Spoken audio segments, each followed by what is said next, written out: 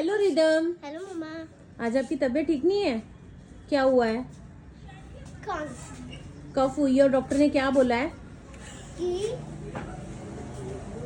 सोचते रहना है और दवाई भी लेनी। और काफी ज्यादा इन्फेक्शन मिली है आपने, है ना? चलो अब आप साइकिलिंग थोड़ा पीछे होके कर लो। चलो यहाँ से उधर लेके थोड़ा पीछे लेके जाओ, थोड़ा बैक करो।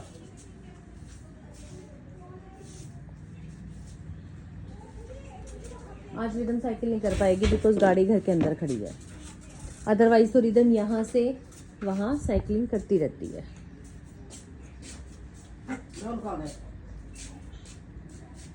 Very good. Wow rhythm, careful careful. पापा को बोलो, पापा थोड़ा सा साइड कर सकते हो गाड़ी को।